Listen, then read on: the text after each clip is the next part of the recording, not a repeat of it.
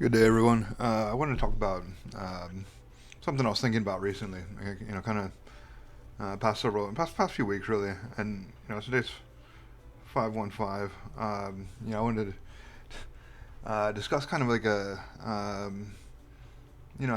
I was thinking about how some relationships of mine have succeeded and some have failed, and just kind of like why are the reasons that some relationships have succeeded long term, and some of them have failed. And so I was kind of like I do like an AI search in terms of like relationships and like um, you know like um, the question I asked is what are some components of strong relationships?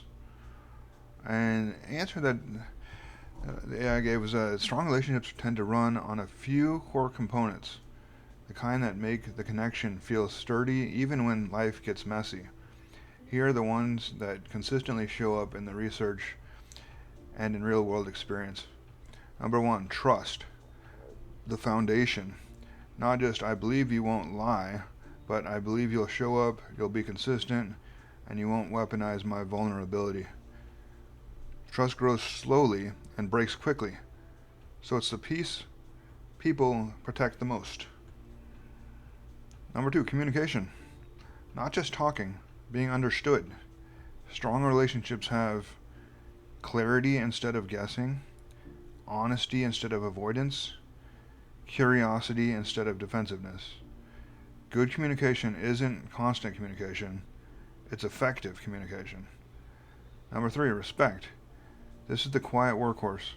Respect shows up in tone, boundaries, how you argue, and how you talk about each other when the other person isn't around. Number four, shared values or goals. You don't need to be identical, but you need alignment on the big stuff. How you treat people, what you want out of life, and how you handle conflict, what commitment means. Values are the compass. Without them, the relationship drifts.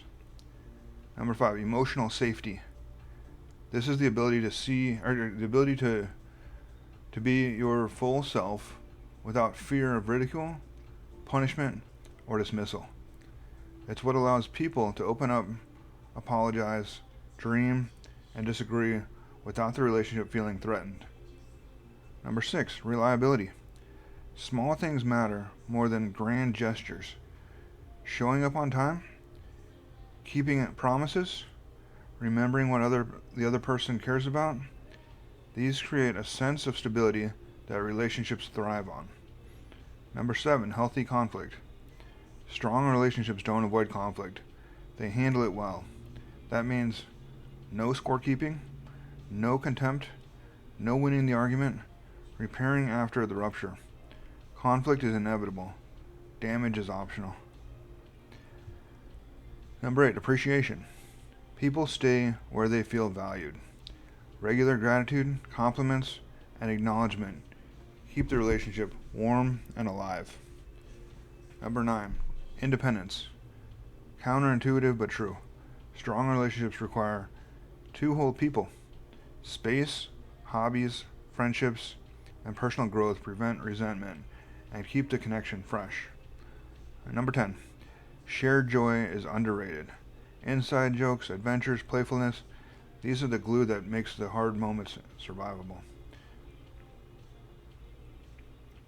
So then I wanted to explore further, and I wasn't just talking about romantic. It's kind of about relationships in general. It's like it could be a non-romantic relationship, it could be a romantic relationship.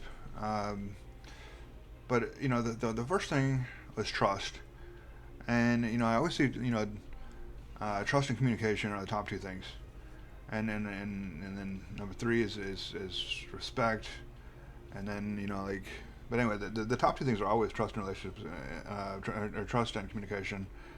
And so I asked, how do we increase trust in relationships? I think communication is obvious. Like if you don't communicate at all, you're not going to have a relationship at all. And so, how do we increase trust in relationships? Trust grows when words and actions line up over time. There are concrete steps that make that process faster, safer, and more intentional. Here's a clear, practical roadmap you can actually follow. Number 1, be consistent in the small things. Foundation. Trust is built through repeated, predictable behavior, not grand gestures. Follow through on everyday commitments, even tiny ones. Show up when you say you will. Keep routines and habits that make you reliable. Avoid sudden changes without explanation. Communicate transparently. Clarity. People trust what they understand. Uncertainty breeds doubt. Say, I want us to be on the same page, so here's what's going on with me. Share your intentions instead of making others guess. Explain decisions that affect the relationship. Admit when you don't know something or you need time to think.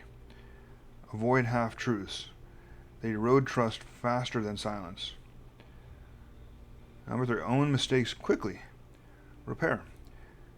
Trust grows when people see you take responsibility without defensiveness. Say, I realized I messed up. Here's what I understand about the impact, and here's what I'm doing differently. Acknowledge the impact, not just the intention. Avoid excuses or blame shifting. Offer a concrete plan for change. Follow through on that plan consistently. Number 4, create emotional safety. People trust when they feel safe being honest, vulnerable, and imperfect. Respond calmly when someone shares something difficult. Validate feelings even if you disagree with the perspective. Avoid using vulnerabilities against them later. Show appreciation when they open up. Number 5, set and respect boundaries.